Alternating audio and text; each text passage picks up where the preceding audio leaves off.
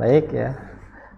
Baik anak-anak sekalian, Ustadz ingatkan terlebih dahulu ya buat antum yang belum mengisi presensi kehadiran agar segera mengisi di Google Classroom-nya.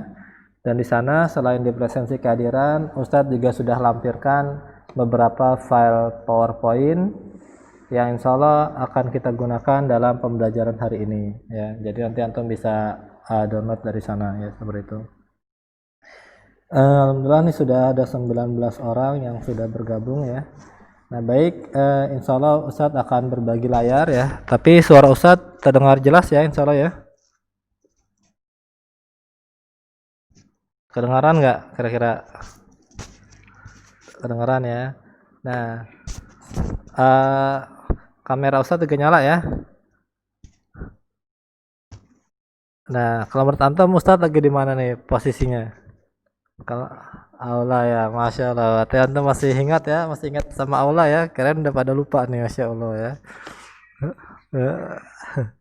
Ya, baik, salah. Oh, colokannya, iya ya, masya Allah, luar biasa nih antum. Ma'rifatnya luar biasa nih sama Kafila ya.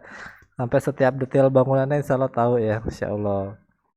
Baik, anak-anak sekalian, Ustadz akan berbagi layar kepada antum semua. Adapun file yang Ustadz bagikan, insya Allah sudah Ustadz lampirkan di Google Classroom-nya ya. Jadi antum bisa juga unduh dari sana ya, seperti itu.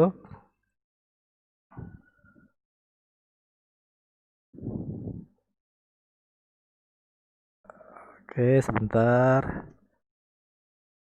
Ini adalah, nah ya.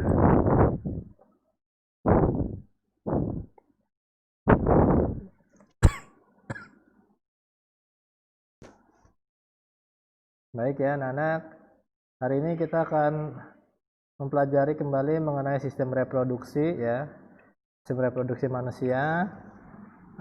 Dan bab yang akan kita pelajari insya Allah melanjutkan yang pertemuan yang kemarin yaitu alat reproduksi. Di layar monitor antum sudah terlihat belum tampilan layar Ustadz? Lihat ya. Berarti insya Allah screen sharingnya berjalan lancar ya.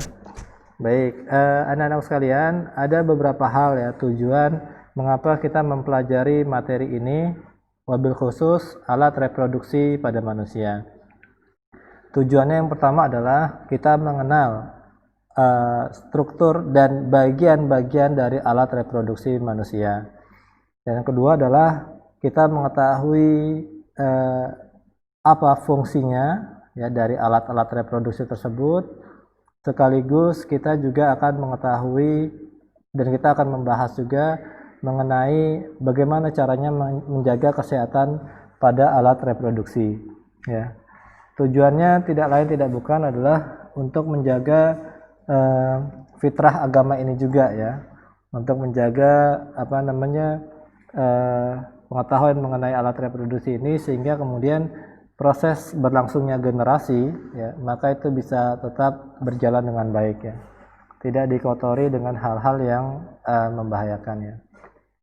Nah, sekalian, kemarin ya Ustadz membaca di salah satu berita online gitu ya, di salah satu kota atau Ustadz lupa, salah satu kabupaten di Jawa Tengah ya, itu terjadi ada 240 kasus dispensasi izin menikah ya.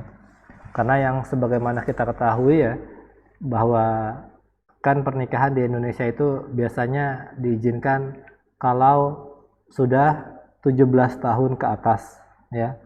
Nah, ini kemudian ada 240 kasus ya. Itu untuk di bulan ini ya.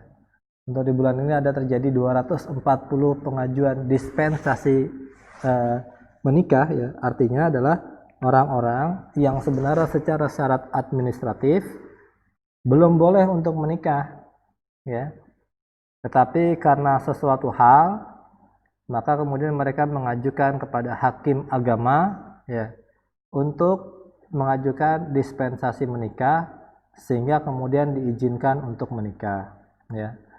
Dan sebagian besar dari kasus-kasus tersebut ya, itu dialami oleh para pelajar yaitu para siswi-siswi yang sudah mengalami kehamilan di usia mereka yang belum genap 17 tahun. Ya. Terbanyak ya di usia 11 SMA. Sebentar ya nak, ini ada yang mau join, jadi Ustadz harus keluar dulu dari PowerPoint-nya untuk meng-accept ya atau menerima teman antum yang baru masuk. Ya. Jadi kalau nanti Ustadz keluar layar itu berarti ada yang mau join masuk ya. Baik, Ustadz lanjutkan lagi ya. Nah, jadi ini sangat berbahaya sekali ya nak. Hal-hal ini sangat berbahaya sekali. Makanya antum merasa bersyukur nak ya, berada di lingkungan pesantren. Ustadz sebelumnya sudah pernah mengajar di sekolah negeri nak, SMA negeri di salah satu SMA negeri di Jakarta, di daerah yang ibaratnya pusat fashion dan modenya Jakarta gitu ya. Ada 2 mall besar di sana gitu ya. Ada 1 komplek perumahan terkenal juga di sana gitu ya. Sehingga permasalahan-permasalahannya begitu kompleks. Sampai akhirnya Ustadz mendapatkan satu kesimpulan bahwa insya Allah nak, dengan antum di pesantren, antum tidak akan kehilangan sesuatu hal yang baik yang diperoleh oleh teman-teman antum yang sekolah di sekolah negeri.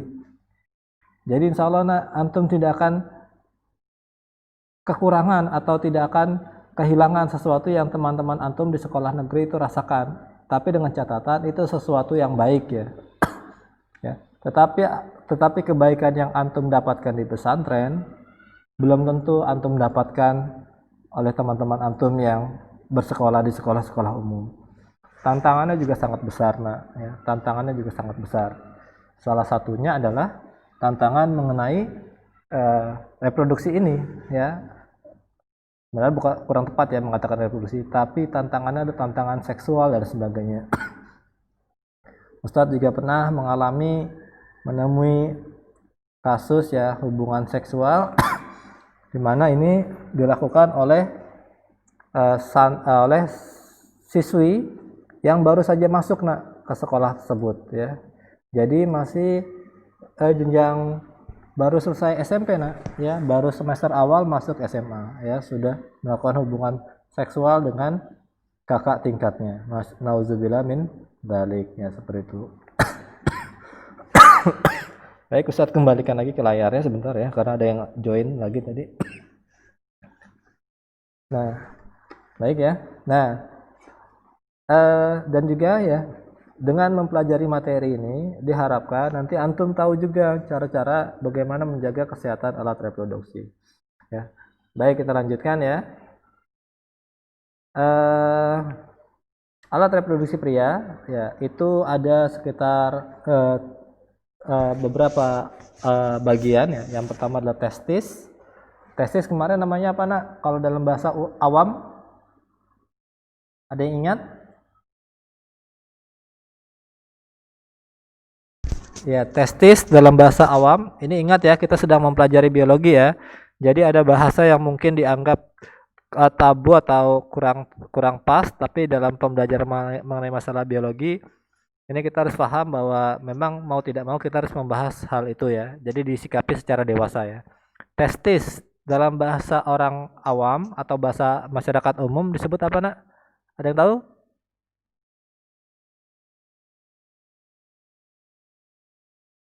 Ya, betul ya. Testis dalam bahasa awam itu disebut sebagai buah zakar. Jumlahnya ada 2 nak, sepasang ya, kanan dengan kiri. Nah, dia tersusun oleh pembuluh halus yang disebut sebagai tubulus seminiferus, di mana disinilah tempat pembentukan spermatozoa dan hormon testosteron. Nanti insya Allah saya tunjukkan gambar ilustrasinya ya. Kemudian yang berikutnya ada saluran reproduksi, ada epididymis, ada vas deferens, ductus ejaculatoris, dan berakhir di uretra. Dan kemudian yang berikutnya ada kelenjar kelamin, ada vesicula seminalis yang mengandung asam amino dan fruktosa. Kelenjar prostat menghasilkan cairan yang bersifat alkalis atau basa, dan juga kelenjar bulbouretal yang mensekresikan cairan kental sebelum mengeluarkan sperma. Baik, nah ini adalah bagian-bagiannya ya. Kelihatan tidak di monitor antum semua? Kelihatan ya. Baik anak-anak sekalian, nah ini adalah struktur dari organ reproduksi pada laki-laki ya. Nah ini yang pertama, oh sebentar ya, sebentar. Nah Ustadz lengkapi dengan satu hal dulu sebentar. 2 menit insya Allah ya.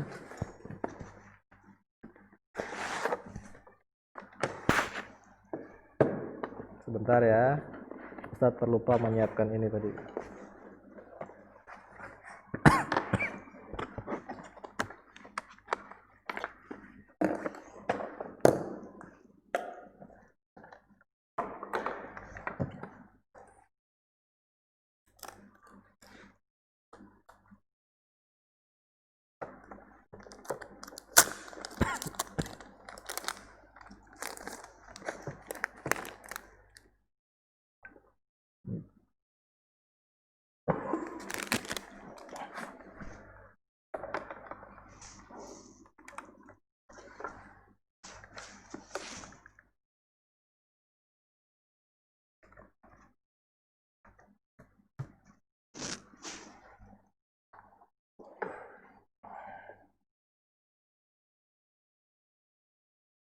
Bentar ya nak, ini nambahin alat sebentar.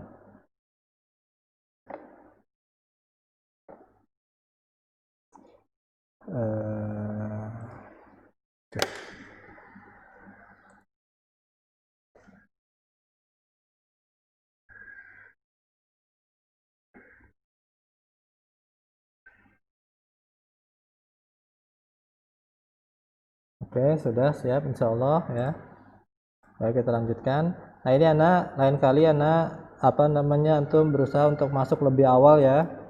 Karena kalau lagi ngajar kemudian bunyi notifikasi ada yang mau masuk itu ya harus dibuka lagi harus ditutup dulu PowerPoint-nya ya.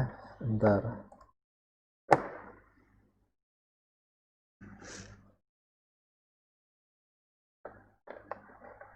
Oke. Nah, ini kelihatan gambarnya, nak? Kelihatan gambarnya ya? Kelihatan, baik ya. Nah, ya, baik anak-anakku sekalian.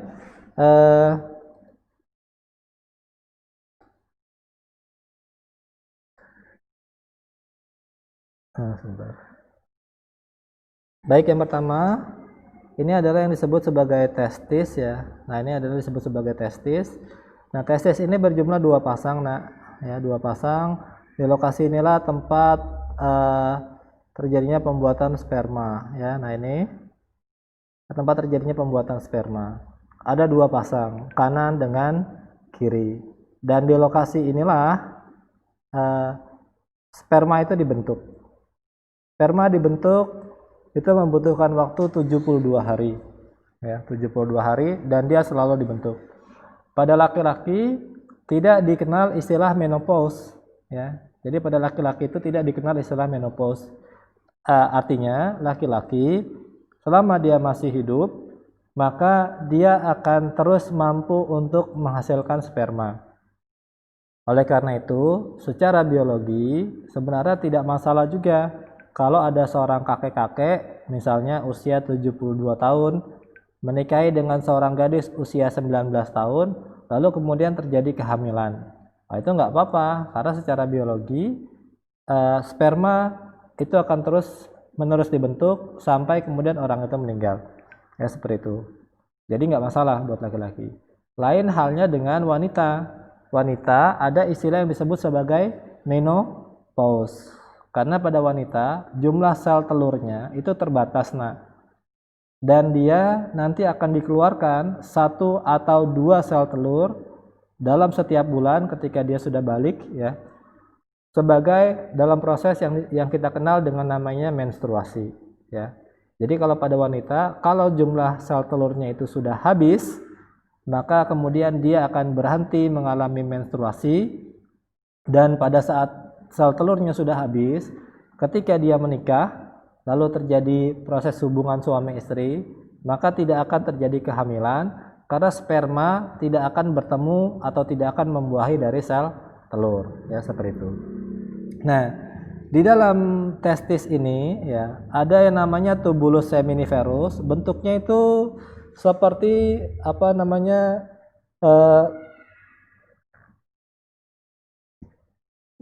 berbentuk seperti untayan-untayan panjang ya.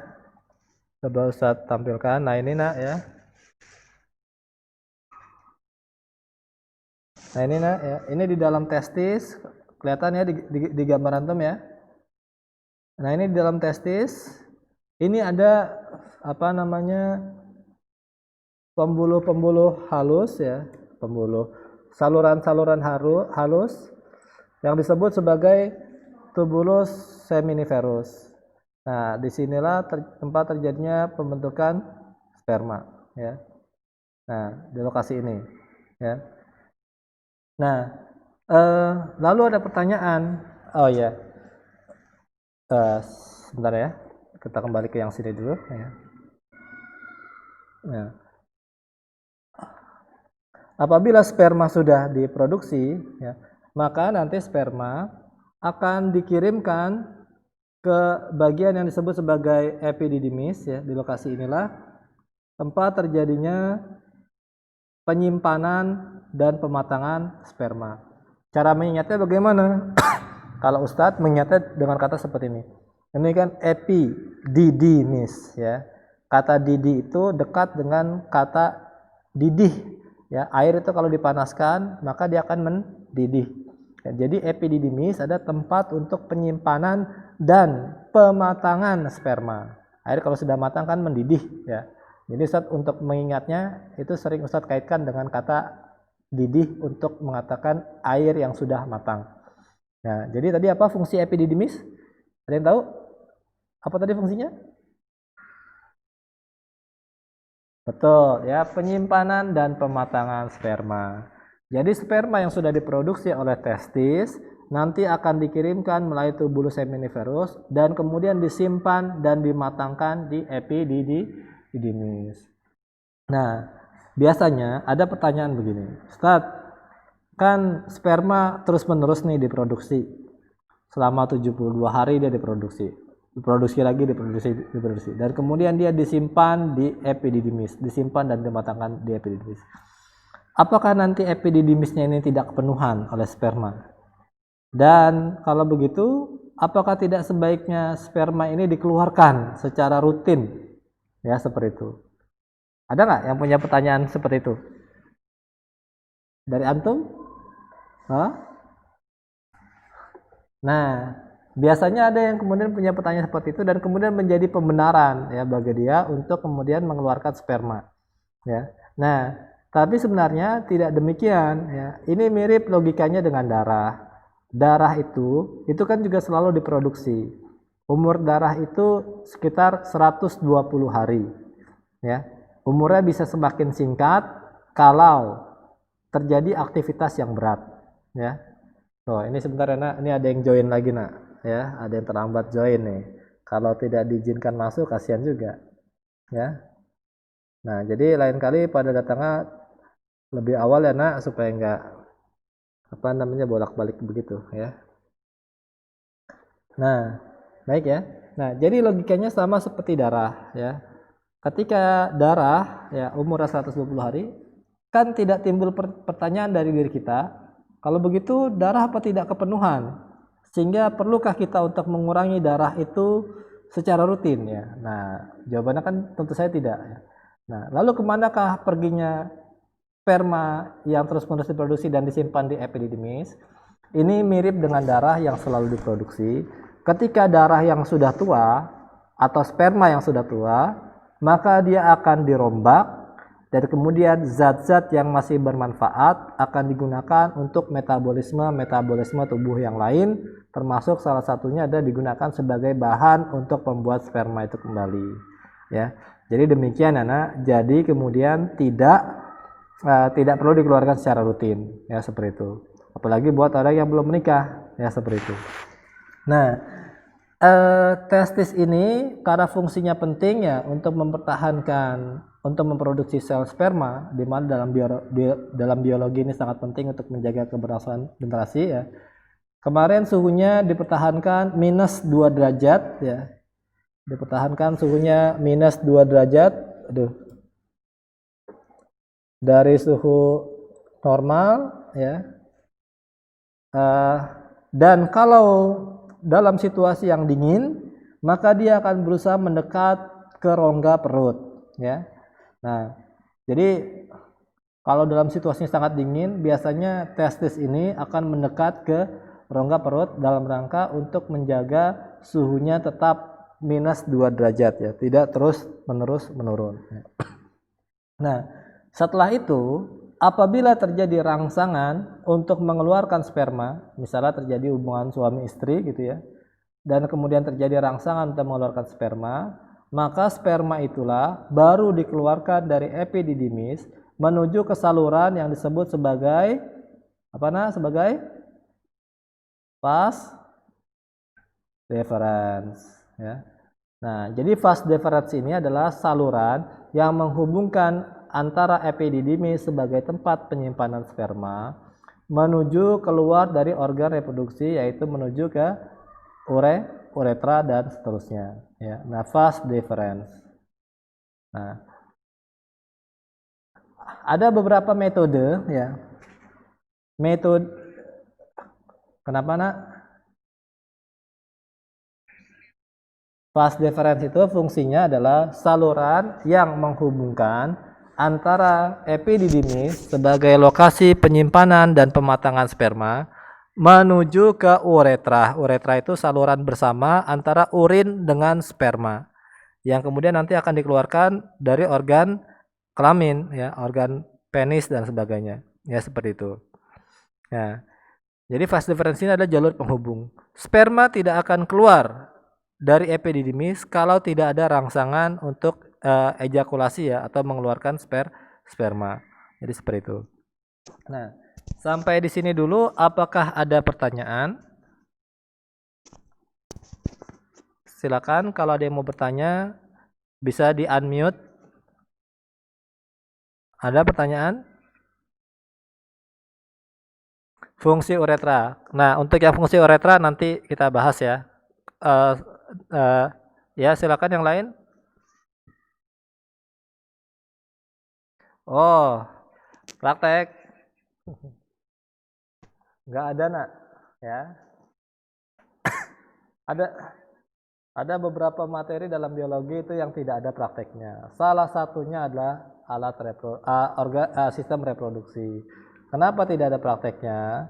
Yang pertama, belum ada yang relevan, ya. Belum ada yang relevan dengan materi yang kita pelajari. Walaupun kita mempelajari materi sistem reproduksi, tapi jenis prakteknya itu belum ada yang relevan atau belum nyampe ke situ, ya. Sebagai contoh gini nak, nanti dalam tingkat yang lebih tinggi ada praktek itu bagaimana caranya menghitung jumlah sperma untuk mengetahui apakah jumlah spermanya normal atau tidak ya.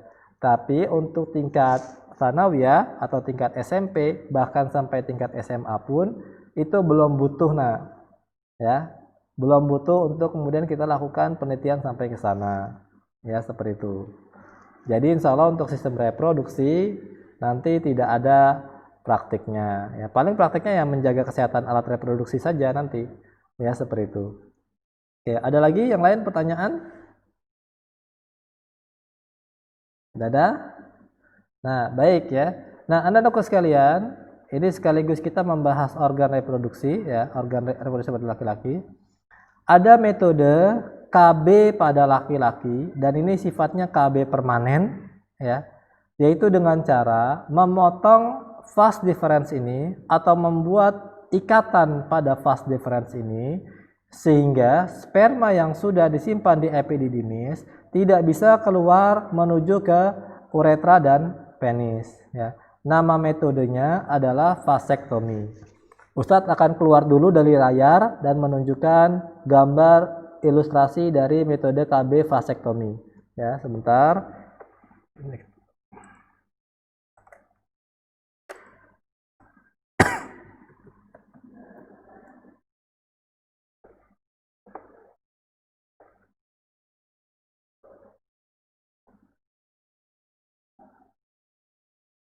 Bentar ya nak.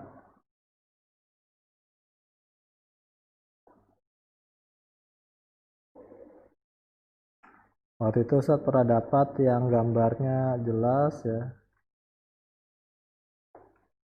Ingat ya, kita dalam sistem reproduksi ya.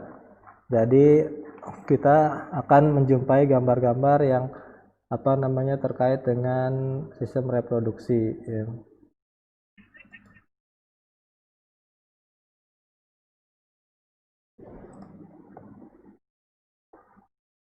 Nah ini ya.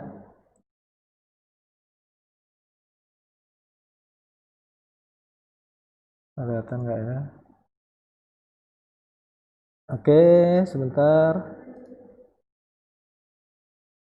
Oke, kelihatan nggak di layar antum nak?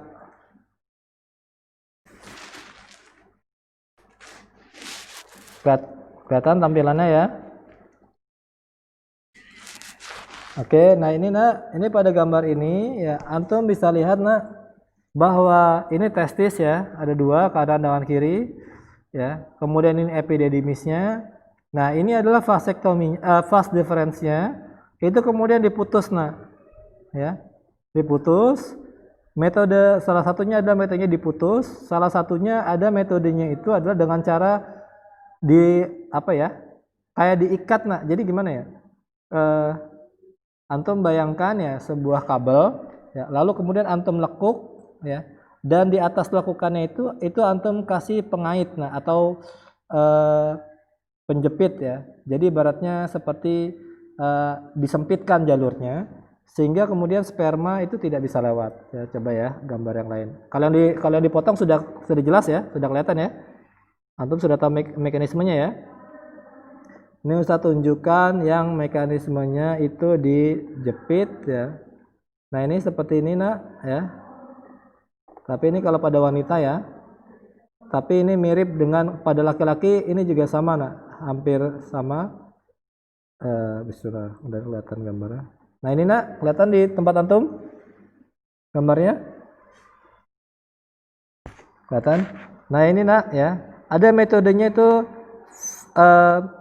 vas deferensnya itu dilekuk lalu kemudian diberi penjepit di sini ya, sehingga sperma ya, ini kan wanita ya, tapi ini kita antum bayangkan ini adalah vas deferens pada laki-laki. Misalnya di sini adalah testisnya ya, maka ketika terjadi rangsangan untuk ejakulatoris ya atau mengeluarkan sperma, maka sperma itu akan tertahan ya, tidak bisa meneruskan spermanya itu sampai ke uretra dan penis dan sebagainya ya.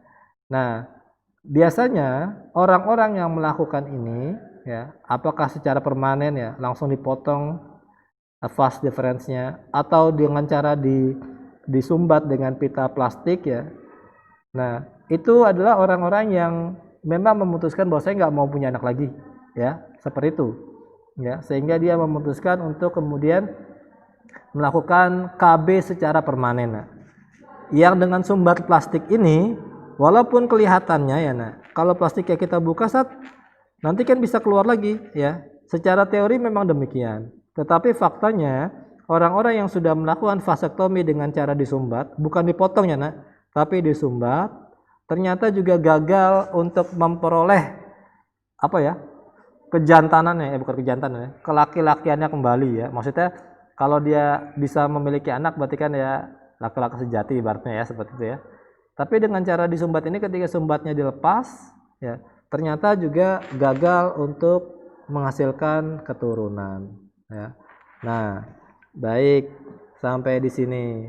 Apakah ada pertanyaan? Ada yang mau bertanya? Silakan. Ada? Ya. Ya, boleh silakan. Untuk saluran yang menghubungkan antara epididymis, yaitu tempat lokasi penyimpanan dan pematangan sperma, menuju ke uretra. Uretra itu saluran, saluran yang ada di organ reproduksi laki-laki, yaitu di penis, ya seperti itu. Jadi kalau ininya terpotong, vas deferensnya terpotong atau terhambat salurannya, misalnya tadi ya, direkatkan atau diikat dengan plastik dan sebagainya ya, dengan karet plastik dan sebagainya, maka spermanya jadi tidak bisa tembus menuju ke uretra. Ya, seperti itu. Baik, ada lagi pertanyaan, Nak?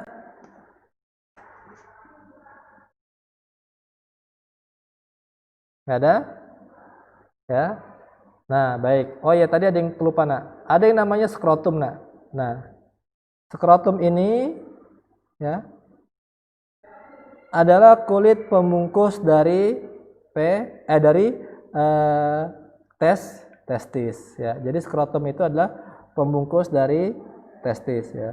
Nah, ini pembungkus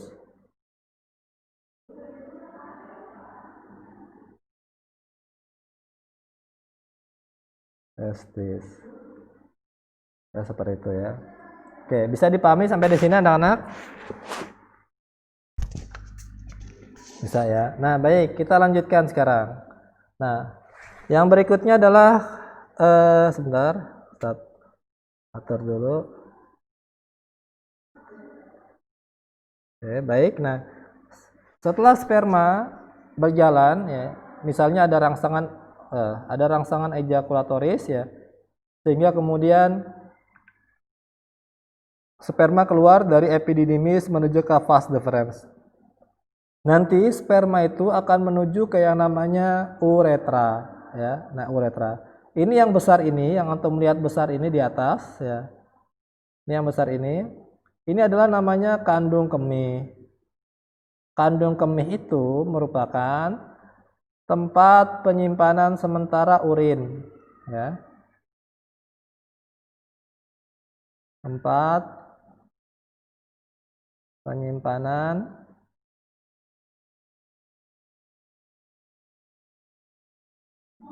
memang urin disimpan sementara, Ustaz. Oh iya.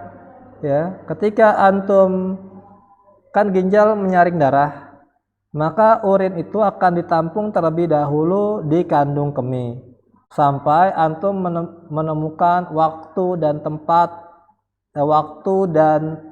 yang tepat untuk mengeluarkan urin tersebut ya. Nah, tapi kandung kemih ini tidak pernah dimasuki oleh sperma ya. Jadi sperma ini tidak pernah masuk ke kandung kemih. Secara logika juga kalau sperma ini bercampur dengan air urin, maka akan menyebabkan spermanya itu rusak, Nak. Ya. Karena itu dia tidak bercampur, tidak masuk ke kandung kemih. Ya, seperti itu. Dan juga dalam Islam itu, Masya Allah ya, kalau dalam Islam itu luar biasa ya. Pengetahuan kita kadang masih tergagap-gagap mengikuti apa yang disampaikan dalam Al-Quran atau apa yang disampaikan dalam hadis Nabi mengenai nanti antum akan mengenal dengan istilahnya air madhi dan air mani. Kalau air mani itu sperma, kalau air madhi itu adalah air yang keluar sebelum sperma itu keluar.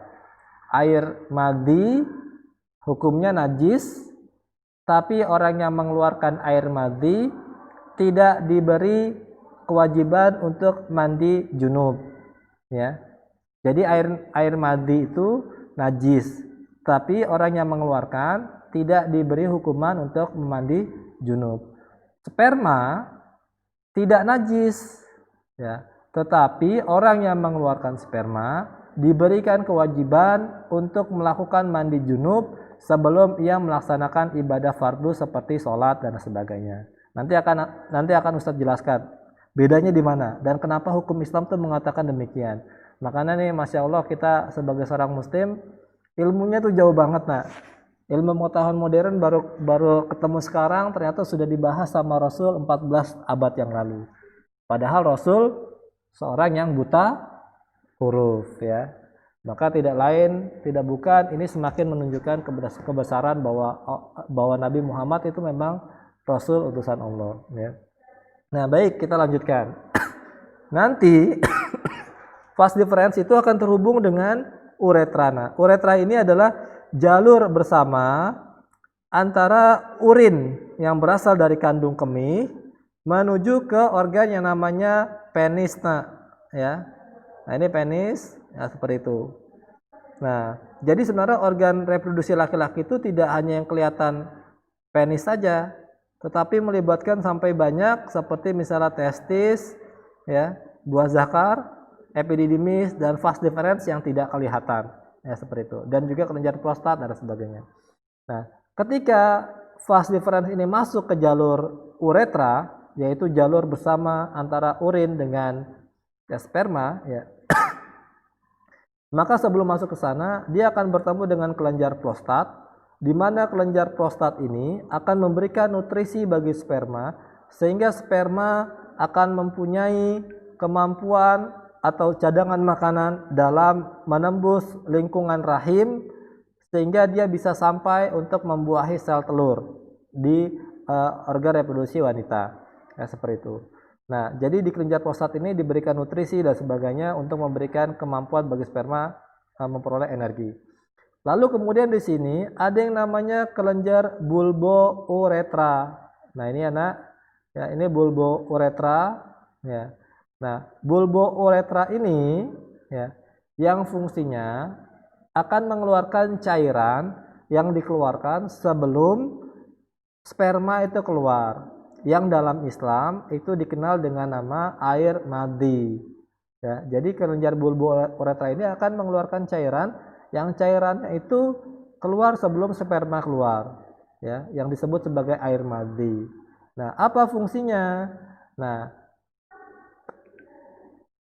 kelenjar bulbouretra akan mengeluarkan cairan yang fungsinya untuk menetralkan jalur uretra. Ini kan jalur uretra ini, nah. Asal beri warna yang lain deh, ya.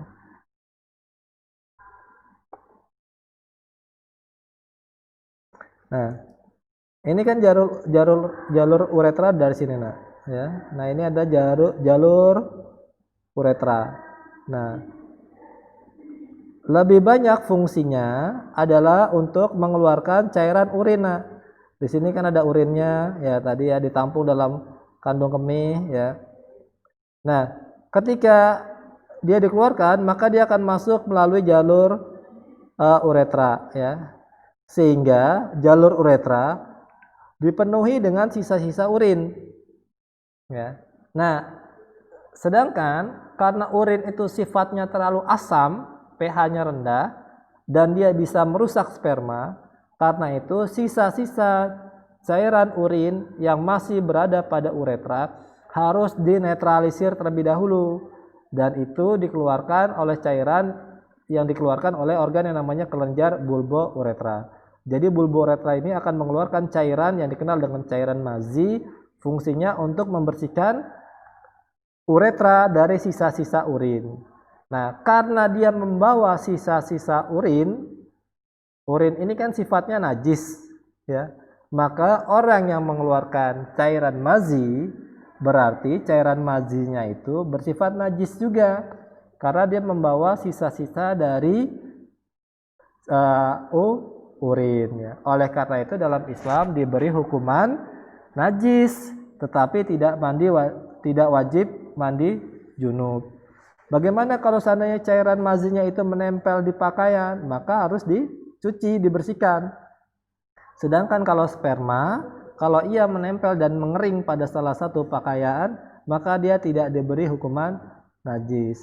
Dalam salah satu riwayat gitu, ya, pernah Aisyah melihat di salah satu pakaian Rasul itu ada sisa cairan sperma yang mengering, ya. Nah, yang Rasul lakukan itu hanya mengeriknya saja, nah, ketika diberitahu sama Ibunda Aisyah, sama Rasul itu hanya dikerik saja, ya. Lalu kemudian setelah itu Rasul sholat, nah, ya seperti itu. Nah, jadi itu yang mendasari kenapa sperma tidak najis, karena jalurnya sudah dibersihkan, nah, oleh bulbouretra mengeluarkan cairan yang namanya cairan madi, sehingga sperma tadi tidak membawa sisa-sisa urin. Baik, sampai di sini. Ada pertanyaan dulu? Boleh ditanyakan. Silakan di unmute kalau ada yang ingin mau bertanya. Ada? Boleh, silakan. Nama siapa? Nama webcamnya diaktifkan, Adim. Ya, silakan. Gimana, Adim?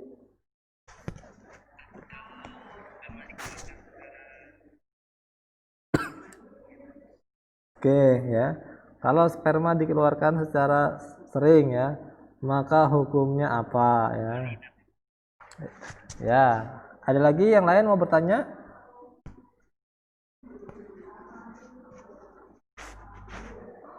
Ada yang lain yang mau bertanya? Silakan sebutkan nama. Tidak ada? Ya, silakan. Siapa nih? Sebutkan nama nak, langsung aja silakan. Raka Satya ya? Raka. Oke, enggak ada. Baik ya, baik Ustadz, jawab dulu pertanyaan dari Azim Sidiki ya. Yang pertama ya Azim, bahwa mengeluarkan sperma secara rutin, apalagi frekuensinya terlalu sering ya, maka akan menyebabkan terjadinya penurunan kualitas pada sperma ya. Jadi akan menyebabkan terjadinya penurunan kualitas pada cairan sperma tersebut ya. Dan ternyata ada pengaruh hormonal juga ya, yang kalau itu kemudian tidak dilakukan kepada pasangan yang sah, nanti bersifat akan merusak otak ya, akan merusak otak, sehingga malah yang muncul adalah keinginan untuk melakukan lagi ya, seperti itu ya. Bahkan ini jadi ternyata kuncinya itu terhadap pasangan yang sah Jadi kalau bukan pasangan yang sah, misalnya dia berzina ya, atau menggunakan wanita pelacur dan sebagainya gitu ya, ternyata itu daya rusaknya itu masih tetap ada ya, daya rusaknya itu masih ada begitu ya, seperti itu. Jadi memang sangat tidak dianjurkan. Rasulullah memberikan solusi yaitu dengan berpuasa ya, seperti itu. Oke, baik. Ada lagi yang mau bertanya sebelum kita lanjutkan?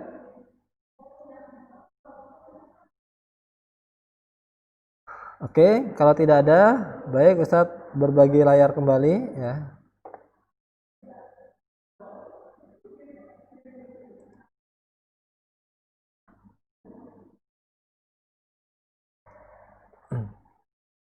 Nah, sudah muncul gambarnya di layar antum semuanya?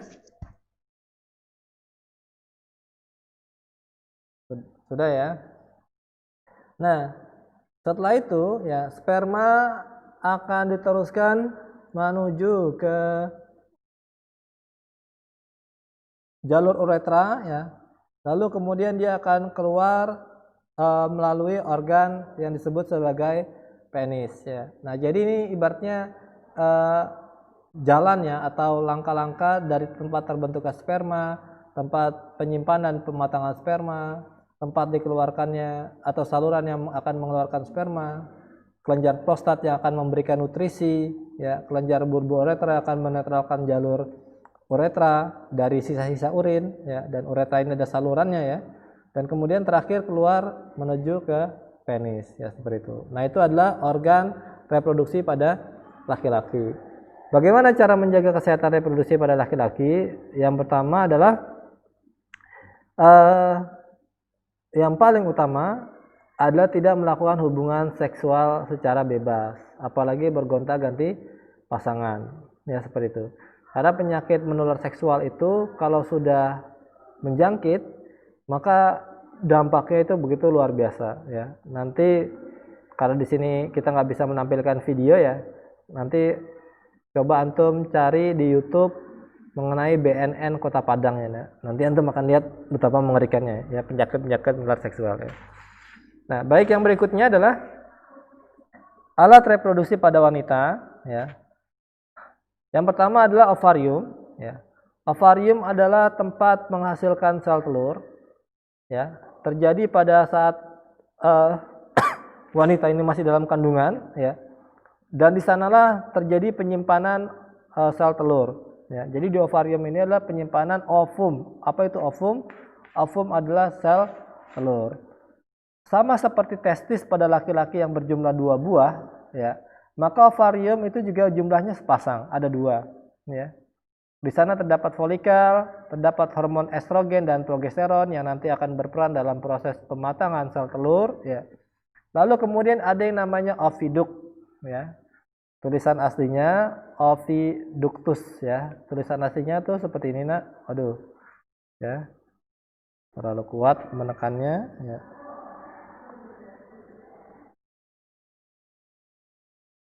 Ini ya oviduct tulisan aslinya.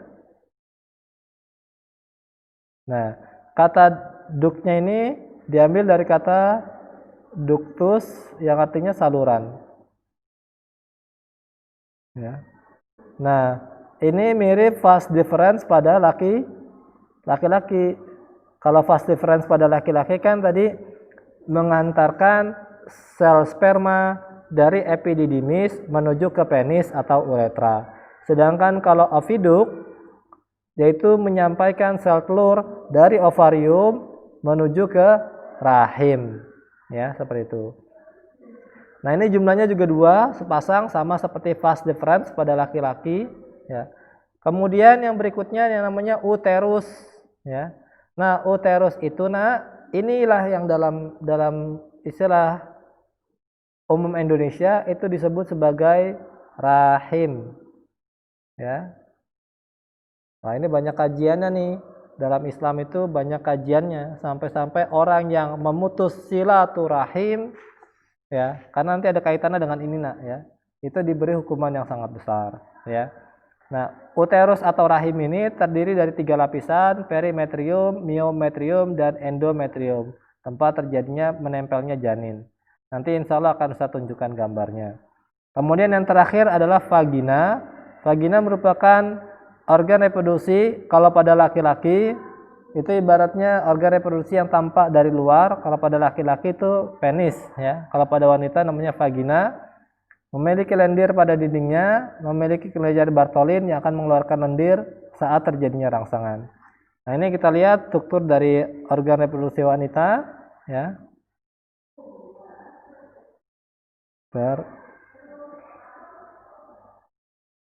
Nah, ini, ya. Ini adalah yang disebut sebagai ovarium, ya. Ada 2, kanan dengan kiri. Kanan dan kirinya itu terbalik dengan kita, ya, Nak. Jadi ibaratnya antum dokter dan ini adalah pasien. Jadi kanan kirinya adalah kanan kiri pasien. Jadi apa yang pada sisi kanan antum sebenarnya inilah sisi kiri, ya. Dan ini juga apa yang pada kiri antum sebenarnya ini ada sisi kanan, ya. Jadi ini ada ovarium kanan dan ini adalah ovarium kiri. Disinilah tempat terjadinya pembentukan sel telur atau ovum, dan ini terjadi pada saat wanita masih dalam kandungan, ya. Lalu setelah terbentuk jumlahnya tetap, maka disitulah dia akan disimpan, ya. Sampai kemudian ketika sudah mencapai usia balik, maka mulailah satu persatu sel telurnya itu mengalami pematangan. Dan ketika terjadi pematangan, maka sel telur itu akan dikeluarkan menuju ke yang namanya oviduct. Nah, ini adalah oviduct, ya. Kalau pada laki-laki ini mirip dengan vas deferens, ya. Ini oviduct. Oviduct ada 2, ini satu di sini, satu lagi di sini, ya. Nah, ini oviduct, ya. Jadi jumlahnya juga 2 sepasang, gitu, ya. Nah, disinilah sel telur keluar, ya, menuju ke yang namanya uterus. Nah, ini adalah uterus. Nah, ini yang disebut sebagai rahim. Disinilah tempat janin berkembang, ya. Jadi kalau ada orang hamil, janinnya itu adanya di sini, Nak. Ya, adanya di uterus atau rahim. Kita fokus dulu kepada oviduct, ya. Nah, oviduct di sini, ya. Nah, tempat terjadinya pembuahan sel telur itu terjadinya di sepanjang oviduct, ya. Maksudnya apa sih, tempat terjadinya pembuahan? Yaitu tempat bertemunya sel telur dengan sperma. Itu terjadinya di oviduct. Kalau ternyata sel telur bertemu dengan spermanya di sini, di uterus misalnya di sini, ini sel telur, lalu kemudian ini sperma baru ketemu di sini, ya. Maka ini tidak akan terjadi kehamilan, ya. Tidak akan terjadi kehamilan, ya. Syarat bisa terjadinya kehamilan, sel telur dengan sperma harus bertemu di daerah oviduk ini. Harus yang kiri, yang kanan saja saat yang enggak kanan atau kiri. Tapi disinilah dia tempat terjadinya pembuahan. Ya, kalau terjadi pembuahan di sini, maka insya Allah maka bisa terbentuk janin. Nah, nanti janinnya kira-kira menempel kalau nggak di sisi kiri atau di sisi kanan, ya seperti itu. Nah, ada pertanyaan dulu, anak-anak? Ada pertanyaan dulu? Silakan jika ada yang mau ingin bertanya.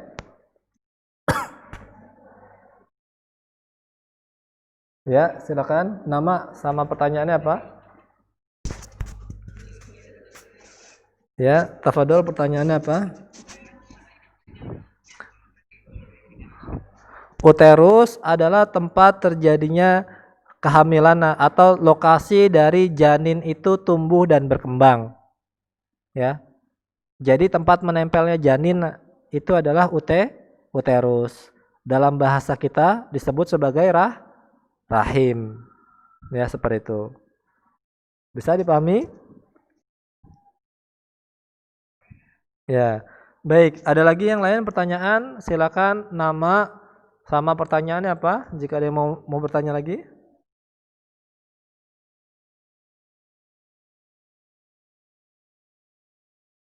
Tidak ada ya?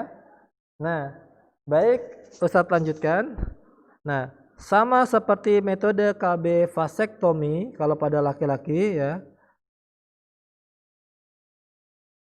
Kalau pada wanita ada proses mekanisme KB secara permanen yang disebut sebagai namanya tubektomi ya. Tubektomi. Pak Ustadz lupa menjelaskan tadi ya. Oviduk itu memiliki nama lain ya. Oviduk memiliki nama lain. Nama lainnya adalah tuba falopi ya.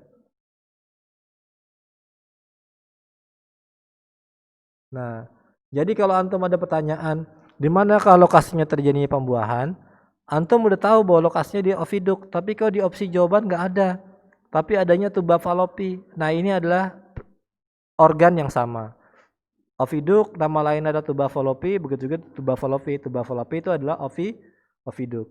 Nah, ada mekanisme KB secara permanen pada wanita, yaitu yang disebut sebagai tubektomi. Mirip dengan vasektomi pada laki-laki, kalau pada tubektomi maka akan diputus jalur oviduknya atau tuba falopinya. Tuba dari kata tub ya. Nah ini nih. Nah, tubektomi itu berarti tuba falopinya itu dipotong atau dililit ya. Dililit seperti tadi ya, misalnya seperti ini. Ya. Dibuat semacam jepita lilitan, lalu kemudian ini diikat, ya. Nah, sehingga sel telur yang mau bergerak menuju ke uterus, ya, maka ini tertahan di sini. Dan sperma yang ingin membuahi sel telur, maka dia nggak bisa masuk di sini, tertahan, ya. Sehingga tidak pernah terjadi pertemuan antara sperma dengan sel telur ya, ovum. Ini enggak akan terjadi dengan metode tubektomi tadi ya. Nah, sama seperti vasektomi, wanita yang memilih tubektomi dengan cara seperti ini enggak sampai diputus hanya dililit lalu kemudian diikat. Logikanya kan kalau ini dilepas maka nanti jalur ini bisa dilewati lagi oleh sel telur maupun sperma. Tapi pada kenyataannya hal itu tidak pernah terjadi. Jadi malah dia permanen mengalami kemandulan atau tidak bisa memproduksi tidak terjadinya kehamilan. Oke. Ada pertanyaan sampai di sini?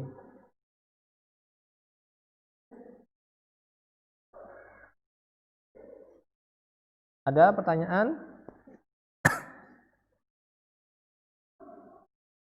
Nah, kalau tidak ada, ya baik, Ustadz lanjutkan. Nah, tadi kita mengetahui bahwa proses pembentukan sel telur, proses terjadinya fertilisasi ya. Ini Ustadz beri keterangan di sini. Fertilisasi yaitu adalah Pertemuan antara sperma dengan sel telur.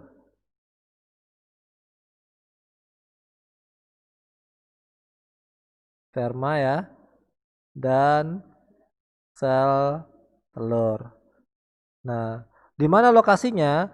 Terjadinya fertilisasi, terjadinya di tuba falopi, ya. Jadi terjadinya fertilisasi itu hanya bisa terjadi di tuba falopi kalau ingin terjadinya kehamilan. Kalau ternyata fertilisasi terjadinya di uterus atau di rahim, maka tidak akan terjadi kehamilan. Kenapa bisa begitu? Karena kalau sel telur ini sudah dibuahi oleh sperma, ini sel telur ya. Lalu kemudian ini sperma sudah membuahi di sini ya. Maka nanti sel telur ini akan berubah berubah menjadi morula, blastula sebagainya untuk mempersiapkan diri. Jadi selama dalam perjalanan ini dia akan terus membelah sampai kemudian dia bisa membentuk struktur yang kita kenal dengan nama nanti tali pusar atau tali plasenta, sehingga kemudian nanti dia bisa menempel ya di dinding rahim. Kalau dalam bahasa Islam disebut seperti lintah ya, menempel untuk kemudian mengambil darah dari dinding rahimnya.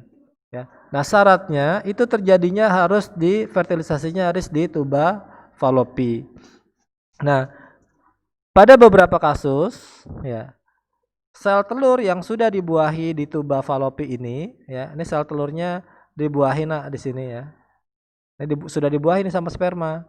Tapi kemudian ternyata dia menempel pada tuba falopi ya. Nah, dia menempel di sini malah terbentuk janin di sini ya. Malah terbentuk janin di sini. Nah, ini kan bukan di tempat seharusnya.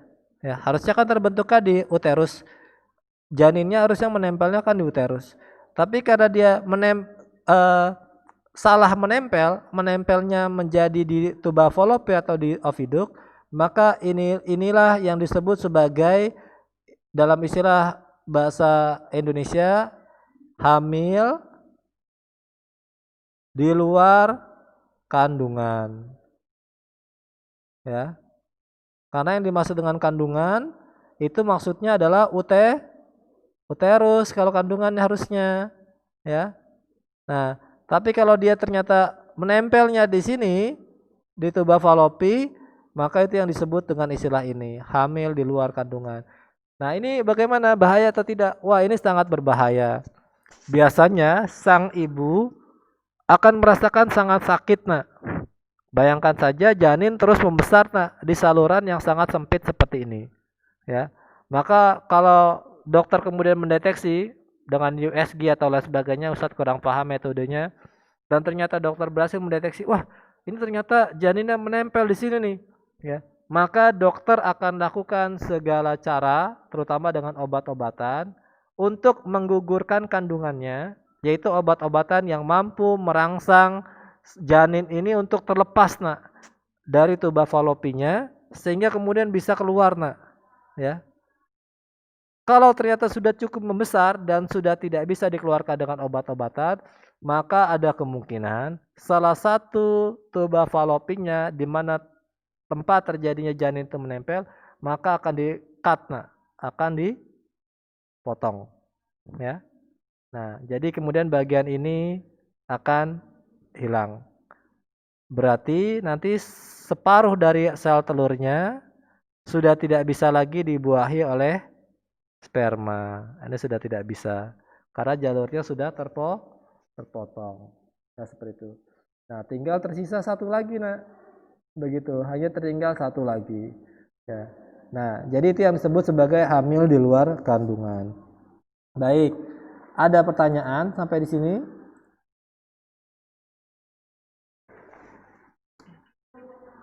Ya, silakan.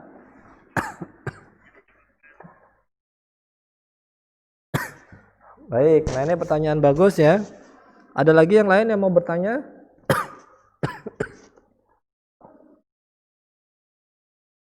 Tidak ada? Baik ya. Nah, bagaimana caranya sperma bergerak ya? Ini perhatikan anak, ini terjadinya kopulasi. Jadi kita bicara biologi ya. Kopulasi itu bertemunya organ kelamin laki-laki dengan wanita. Nah, itu di vagina. Ini saya misalnya gambarkan ini adalah penis ya. Nah, ketika terjadi ejakulasi sperma, maka sperma akan masuk, Nak, ya. Sperma akan masuk ya. Nah, bagaimana sperma ini ya bisa mengetahui kemana dia berlari ya? Tentu saja spermanya nggak besar seperti ini ya. Ini hanya gambar saja ya. Nah, nanti sel telur ya itu akan mengeluarkan zat kimiawi ya. Jadi sifatnya itu kemoattraktans. Kemoattraktan itu rangsangan kimiawi yang akan memandu sel sperma untuk bergerak dan membuahi sel telur ya. Jadi ada rangsangan dari sel telur untuk memandu sperma itu sehingga kemudian nanti sperma itu bisa bertemu dengan organ reproduksi dengan sel telur ya, seperti itu. Jadi kemoatraktan ya, nah. Seperti itu. Nah, ada lagi pertanyaan?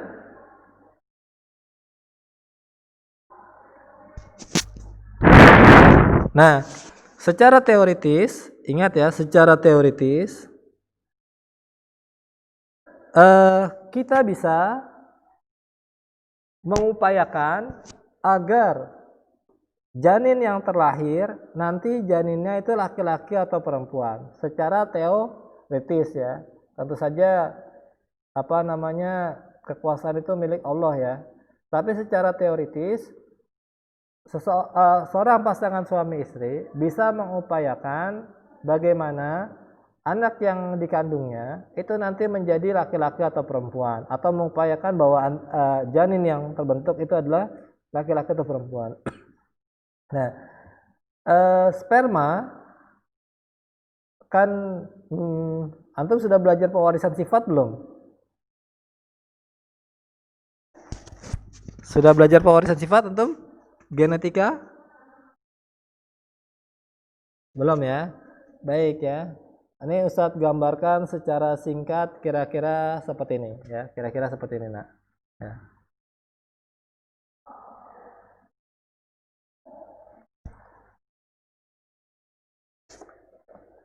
Secara singkat ya. Nih,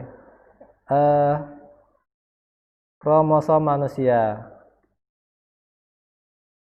Kromosom manusia itu ada 46 kromosom ya. Aduh. Mohon maaf agak batuk-batuk ya. Wah, hilang. Yang dicatat nggak apa ya, kita ulangi ya. Baik, kromosom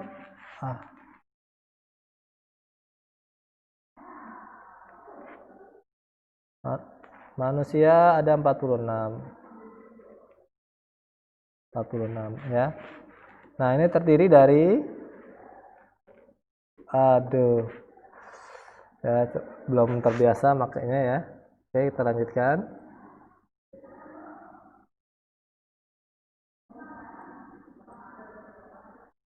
Ya.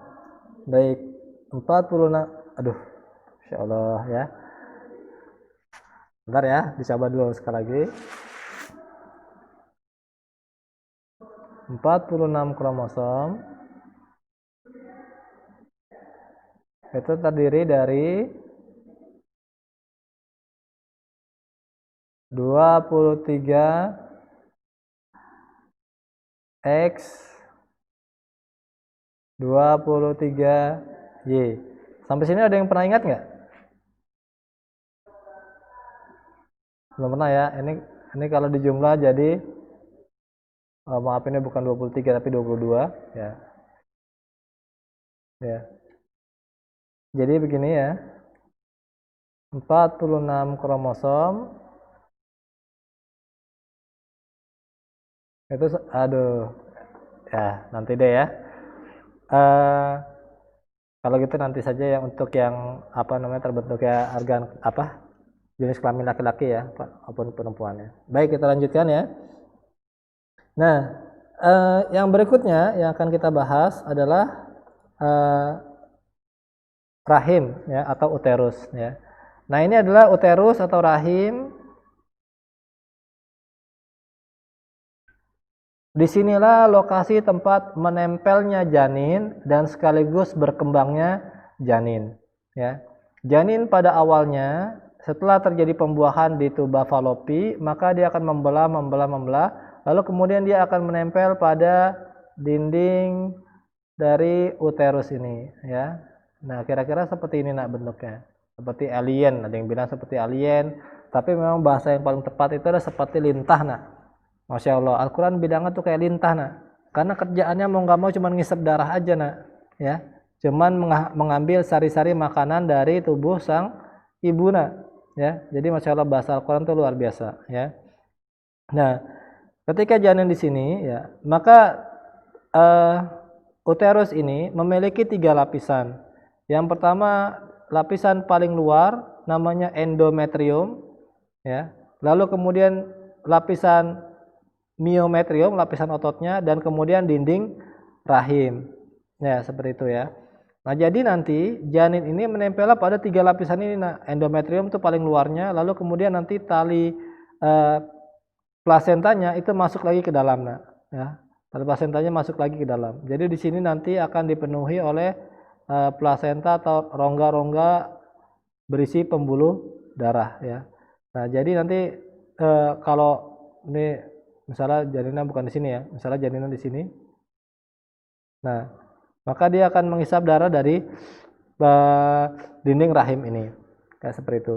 Sampai kemudian bayi itu, janin itu terus membesar dan seterusnya, ya. Pada awalnya posisi janin itu kepala di atas, sama dengan kita, ya, kepalanya di atas. Tapi menjelang usia kehamilan maka dia akan bergerak sehingga kemudian nanti kepalanya di bawah, ya. Ini kalau dia sudah siap untuk dilahirkan maka kepalanya dia di bawah. Kalau kepalanya tidak di bawah, maka dokter akan beresiko untuk melakukan bantuan kehamilan, ya. Kalau kepalanya tidak di bawah, ya. Karena ada kemungkinan nanti bayi ini akan tenggelam oleh cairan ketubannya sendiri, ya, seperti itu. Jadi pada saat mau dilahirkan maka kepala bayi harus dipastikan bahwa kepalanya di bawah. Kalau tidak di bawah, ya, misalnya sungsang, ya, misalnya kepalanya masih di sini nak, ya, ini kepalanya masih di sini, ini badannya, ya, ini kakinya, misalnya seperti ini, ya, maka akan dilakukan operasi sesar. Nah, Ustadz belum tahu bagaimana pembedahannya, apakah kalau seperti ini akan dipotongnya begini sehingga kemudian bayi dikeluarkan, ya, atau potongnya begini, Ustadz kurang begitu tahu, ya.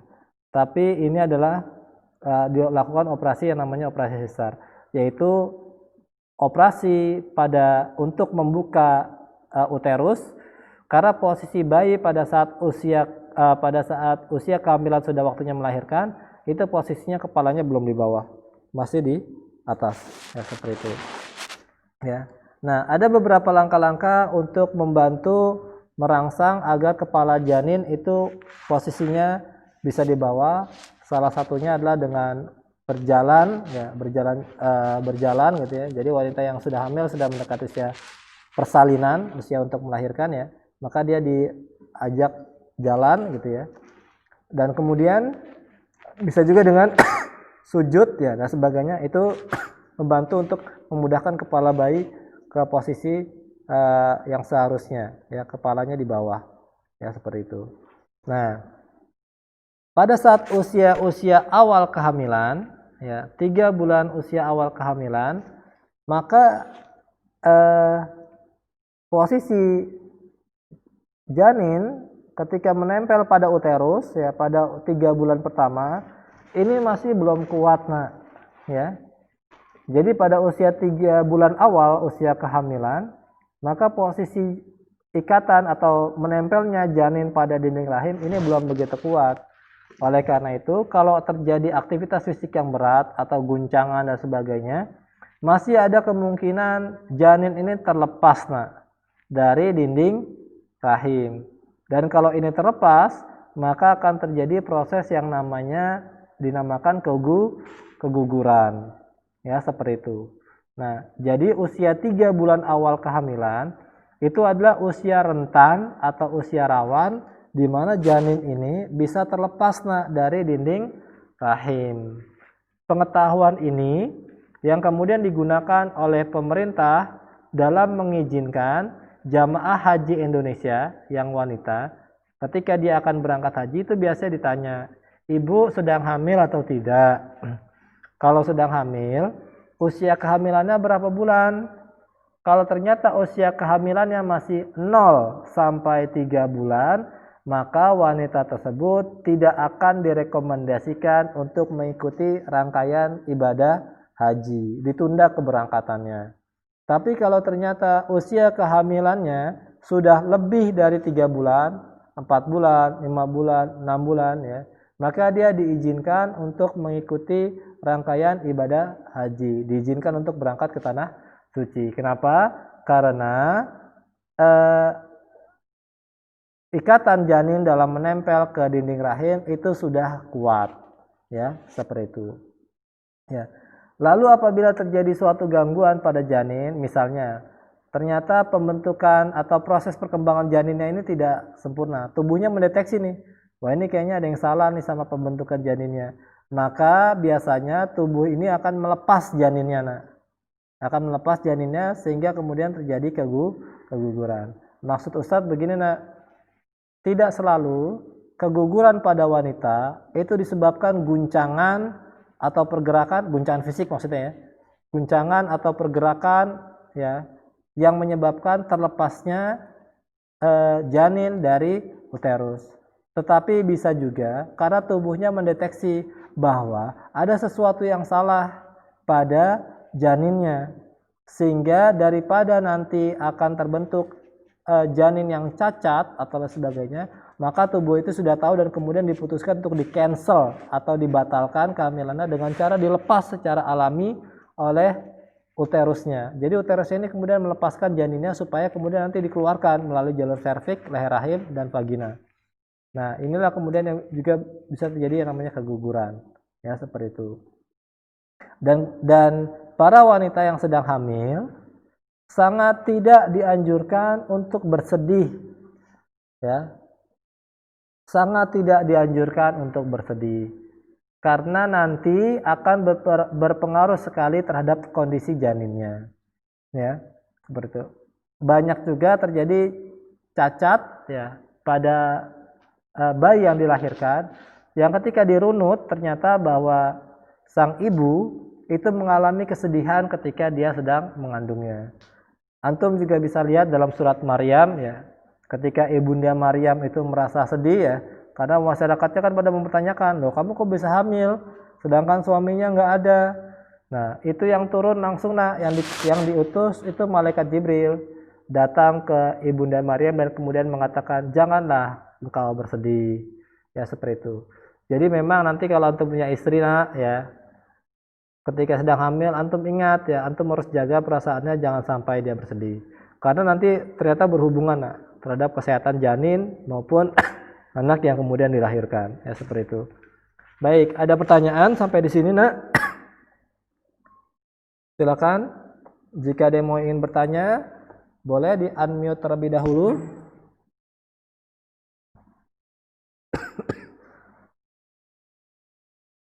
Baik, kalau tidak ada, Masya Allah ini sudah tidak terasa ya, sudah jam 11.50.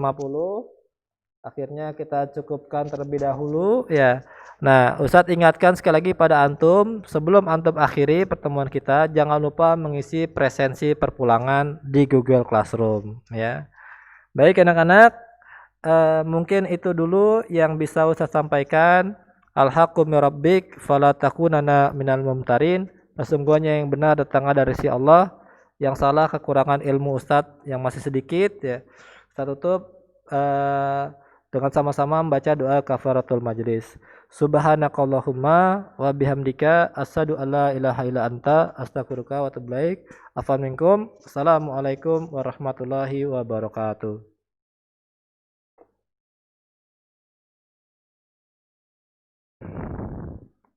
Ya, boleh live meeting ya, silakan.